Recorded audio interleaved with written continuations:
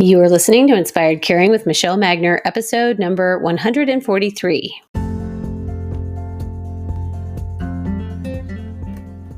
Hello, welcome to Inspired Caring. I'm your host, Michelle Magner.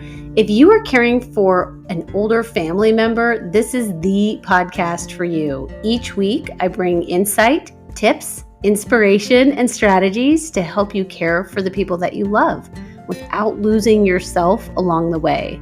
Having cared for both of my grandmothers, I've helped manage everything from hospital stays, households full of belongings, to navigating senior living and end-of-life care.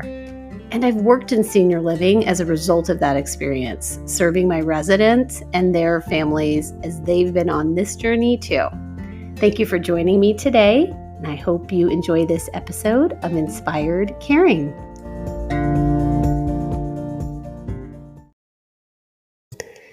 Hello, everyone. Hope you are doing great. It is February 2nd. I love this date, 2/2 of 24. It is very aesthetically pleasing for me. I need to go out and look up numerology, what it all means, because I don't know. I just take delight in seeing those numbers lined up like that. So today, as we step into February, first month is under our belt. I have been thinking a lot as we are making plans for our life and thinking through what we want to create this year.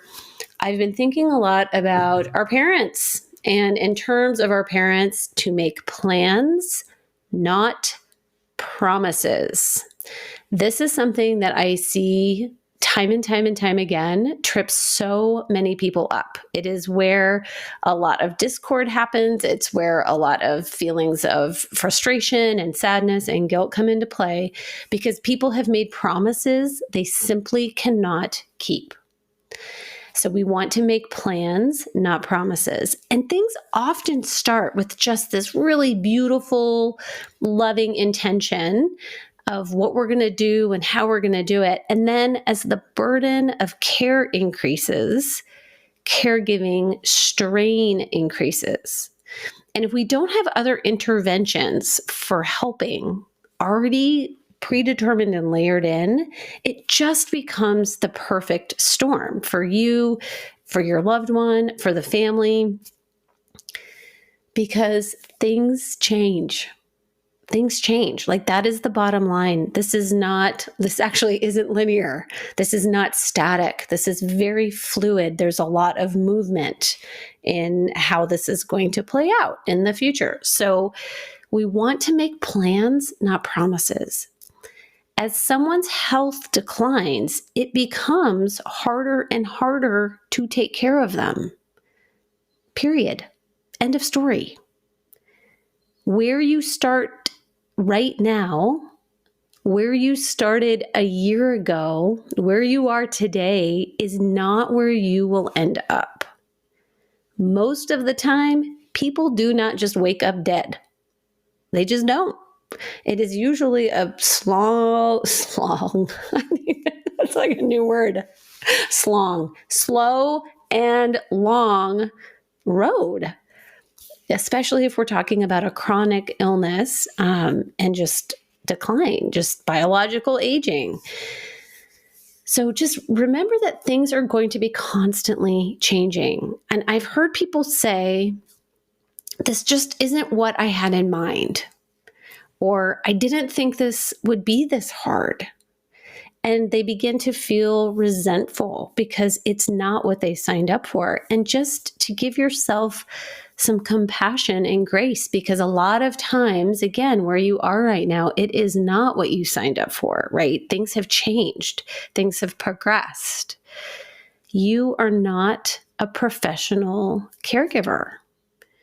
Like, there are actual trainings and classes that people go through to learn how to become a professional caregiver. And I think just as things are moving and shifting and changing in our country, we need to make sure we have more accessibility to those types of classes to make it easier on us when we are trying to care for someone while they're still in their home or in our home. But right now, you are maybe not a professional caregiver. And so you're just not equipped to help with this level of medical care or these layers of emotional strain. And just to remind you, like, you have a soul too. You have a purpose in this world too. You have limits and you have a nervous system. I was listening to a business podcast and she was talking about growing your business at the rate that your nervous system could keep up. And to me, that just, first of all, landed as an entrepreneur and business owner, that every challenge I'm taking on and everything I'm stepping into, like my nervous system, it takes a minute for it to catch up as I step into these new roles, this new becoming of me. But it's when people feel stuck or their nervous system is shot and they feel like there are no options in place, that is when things get really emotional and things boil over. So we're going to talk through today 3 things I highly, highly recommend. I wish I could write you a prescription for this so you actually take this and sit down and do it. We're going to talk through each of these things. The first is being clear on what you can and will do. The second thing is identifying your deal breakers, those things that you can't or won't do, or limits of what you will do. And then be very specific in outlining your next steps if those deal breakers or limits have been reached. So going back to being clear on what you can and will do, understand what this is for yourself. And part of that is knowing yourself, right? When you know your love languages, your core values, your Enneagram, your Gallup strengths, your DISC, all of those things help you know like what you're good at and what you're strong at and what you're willing to do and what you enjoy. I think it's important to get curious about when you're thinking and understanding for yourself what you will and won't do, like what are the thought processes and where are those things coming from? What is the history behind that thought? Is it because of an experience that you witnessed within other family members? Is it because of something that you personally experienced? I think sometimes it's easy to identify these things because of the circumstances that you're in on what you will and won't do. But sometimes they are more fuzzy. So sometimes it's easy to identify these things because of the current circumstances of what your situation is. And sometimes it's just more confusing.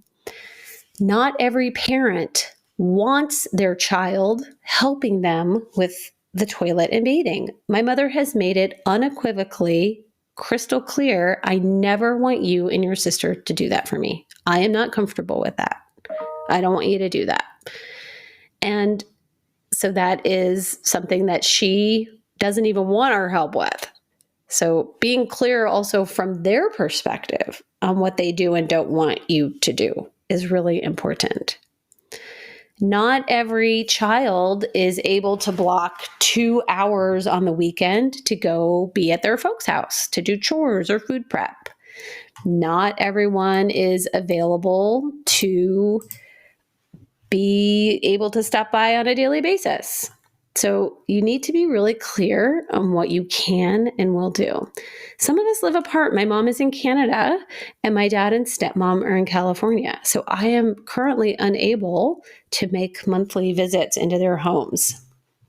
So when you're thinking about your list, your clear list on what you can and will do, think in terms of time, money, energy, bandwidth, nervous system capacity, your emotions, your strengths.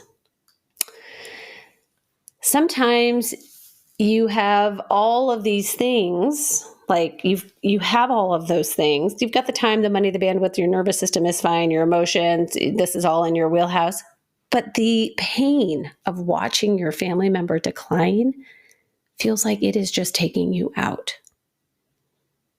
that is enough. That is enough to change direction, to make a shift, to add an intervention. So one of the things very specifically I want to bring to your attention is when a parent says to you, don't ever put me in one of those places, smother me with a pillow instead. We're making plans, not promises. Absolutely do not promise them anything. You have no idea where their disease process is going to take them. The last time I checked, murder is still illegal in every single state. You have no idea what your health, marriage, job, kid situation is going to be like in the days, weeks, months, years ahead. So when a parent makes a request like that of you, we want to make plans, not promises.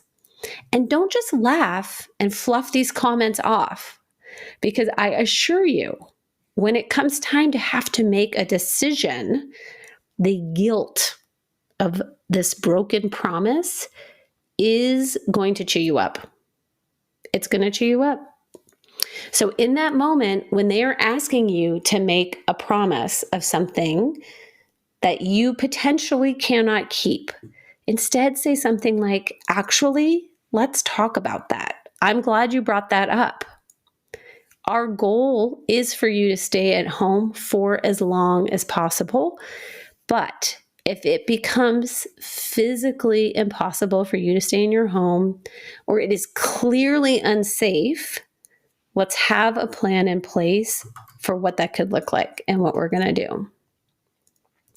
So I know this is not going to come as a surprise to you, but sometimes people who are living with dementia do not realize they have dementia. Sometimes people who are hobbling around their house, I'm like envisioning my father-in-law while he was undergoing cancer treatments, and it was just so hard on him and his body. They don't realize that they are using every surface to stabilize themselves as they're walking from room to room. So we're making plans, not promises. The first thing is, again, being clear on what you can and will do. And we have to have a layer of reality in here as we're having these conversations and being willing to be uncomfortable with it. I talk a lot about this in various episodes and online. So number 2, identify the deal breakers or things you can't or won't do. So just thinking through, what is that thing that would absolutely put you over the edge? And I can assure you, your core values have all been triggered. Your Gallup strengths are not being supported. Your love languages are not being met. It's somewhere in that wheelhouse, thinking in those terms. Just think generally about your relationships in your life. Like, what are your deal breakers with your friends, your partners, your job? If you had a partner that cheated on you, would you stick around? Like, that's not necessarily a deal breaker for everyone. But like, we have these deal breakers already in other relationships we need to be thinking about in these terms too. What if your boss wrote you up for something you don't feel like you did, or you just don't agree with it? What would you do? What if your friend was constantly so late to get together and you often found yourself waiting for up to an hour or more for them to arrive? Would you keep scheduling time with them to hang out? Would you change where you're meeting? That would feel more comfortable. I think people flippantly speak in absolutes. I will always, yada, yada, yada. I would never, blah, blah, blah, blah, blah. Be careful. If you use this language, listen to what you are saying and find more clarity around it. So we have deal breakers in other areas of our life. We're just weaving it through to this area. In terms of your family member, what are the things that you can't or don't want to do? Again, my mother has said, no one is toileting me or bathing me that I am related to. Not a chance. This could be because of that time factor of why you can't or won't do something, your values alignment, energy, belief systems, desire. I just want you to feel supported that any of your deal breakers are reasonable. They are okay. They are your deal breakers. It is 100% okay to have a boundary and a limit. So any of the reasons that you say you will or won't do something, they just don't have to make sense to anyone but you. That's what we're constantly working on here together, is for you to just feel really centered and grounded in yourself and your decisions and how you're approaching things. So it's okay if it doesn't make sense to someone else. We just want you to feel really good about it. We can try and explain and communicate, but it's not always going to come through because we all have different thought processes and capacities. If someone else in the family thinks it is ridiculous that you refuse to do something, that is the space to invite them to take it on, because your deal breakers are personal. Maybe it is having to manage all of their money. Like at the point that they can no longer pay bills and finances, you're like, that's it. I'm out. Like I'm not good at that. I don't want to do that. That is a deal breaker where you're going to be weaving through some additional support. Maybe it's taking care of their pets because they're struggling to do it. Maybe it's having to figure out food for them daily. My father-in-law knew incontinence care was beyond what he could manage. And let's be clear, like that's a nice little sexy term, incontinence care. This is not just helping someone change a wet brief a couple times a day. When someone is incontinent, there is pee, there is poop, there is furniture and baths and carpets and bedding and sometimes walls. There can be very reluctant participants. This is not like everyone is in agreement and on the same page that we're going to just get you cleaned up, or, there's just confusion and sometimes fear. Now, I don't leap too far ahead. If this is not the situation you find yourself in right now, stay with me, hang in there with me. I'm just saying, he knew his boundary. He knew his deal breaker. When I was having my third baby, I had been driving 45 minutes across town, interstate driving, to go see my grandma. She was in a nursing home.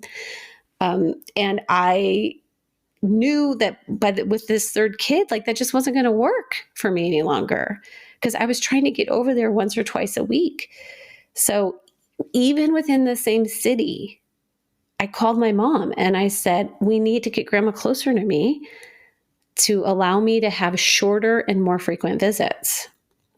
Because me going over there and hanging out for 2 hours, it's not really working for either of us anymore. Like, she was falling asleep. I would sometimes fall asleep. I'd crawl in bed with her and I would take a nap. She would watch the baby. So there was a deal breaker for me. The third kid, that was it. I was like, I can't do this anymore. When people really get into trouble is when they are having to manage these deal breakers on a regular basis. And that's when that feeling of like, I'm drowning begins. And that is when anger and resentment really start to escalate. So I assure you that there's a very solid chance that depending on your current situation, there is going to be a pivotal point when the care that they require or the things you're having to do to try and keep up, it is going to exceed where the situation started, what the current situation is. And these are your deal breakers. And that deal breaker switch is going to be triggered. The deal breaker switch. Think about a breaker switch, okay? Fun little visualization. That breaker switch, you have a deal breaker switch. Trademark pending. Okay, next and finally, it can be complicated and it can be easy. We're outlining the next steps of what interventions are going to be layered in when the deal breaker switch has been flipped. So this is when we are really trying to avoid a crisis, because in my experience, people don't discuss their deal breakers and make a plan.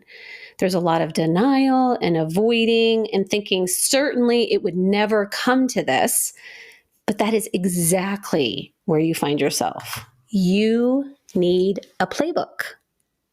You need a playbook. It is important to have next steps outlined because the strain of decision making puts families in turmoil.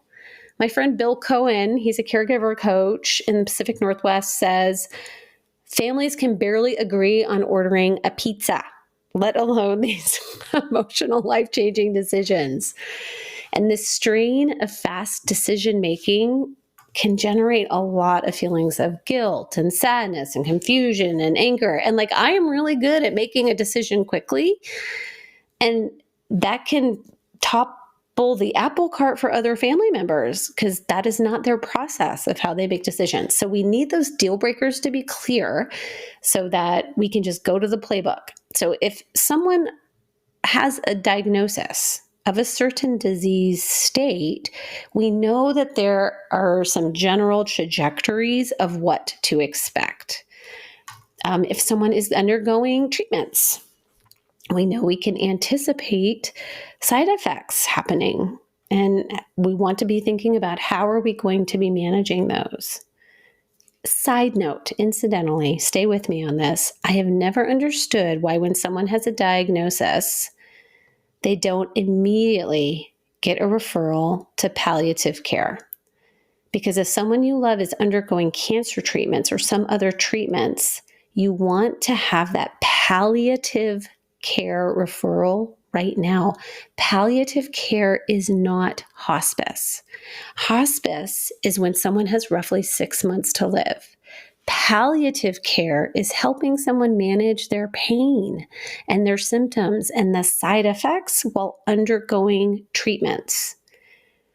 So they're helping with all of those side effects of the treatment. And so the quality of your life can be better while you are getting better. I actually did a whole episode on palliative care and hospice and the differences. So that's just a little side note. Don't be scaredy. Don't be afraid of palliative care. That is a service that is provided to help you be comfortable while treatments are being received. So thinking about your playbook and your immediate next steps. It's like when you stop at a stoplight at the intersection and the light turns green, we know the immediate next step is to put our foot on the gas and go. Wait 3 seconds because people are wild with running red lights. When a pot of water is boiling, our immediate next step is to put the pasta in the pot or turn the water off. So be thinking in terms of things with your folks, what you're doing right now, where maybe the trajectory of where things are happening, and what would be some immediate next step triggers. So like if 3 falls occur in the home, it's time for the life alert button, period. That's what we're doing. That's what we agreed on. If you are having to go over to their home 4 times a week, and that 4 times a week was your max, your limit, now it's time for home health to come twice a week, period. That's what we agreed on. When you feel uneasy after your last couple of phone calls, like you hang up and you're like, something does not seem right, that is when you're getting in the car to go see them, scheduling that, or buying a plane ticket, period. That's what we agreed on. Be specific. Be specific so you know what to do next. And also be flexible. Because if you bump up against something and you realize, you know what, this isn't as big of a deal as I thought, that's fine. That's fine. Move the needle, the pylon, the marker, whatever it is, move it a little further down the road. But I really want you to be clear on what that next thing is.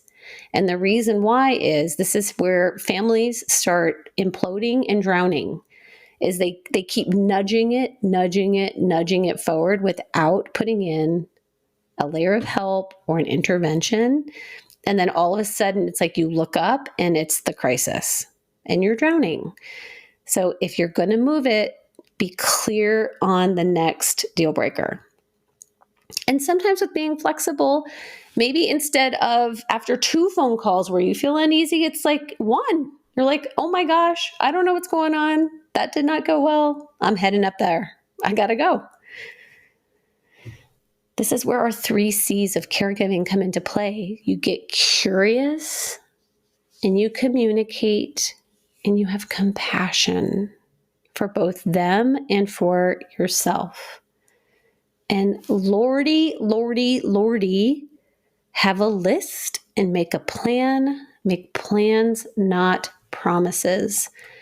I see you. You are doing a great job. I know that you are managing a lot and balancing a lot and doing a lot, and you really are doing a great job. We're operating at the speed of information.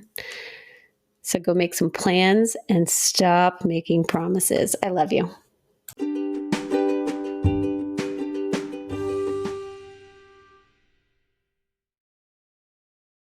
What I know for sure is that things are going fine until they're not.